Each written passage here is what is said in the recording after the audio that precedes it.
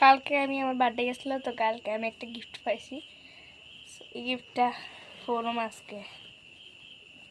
এই ড্রেসটা অনেক ভালো লাগছে আমার কাছে।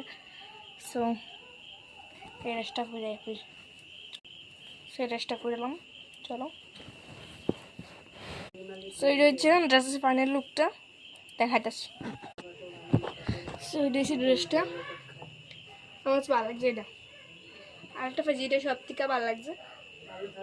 সো এটা হচ্ছে ফ্রন্ট অ্যান্ড এটা হচ্ছে ব্যাক। ড্রেসটা দারুন।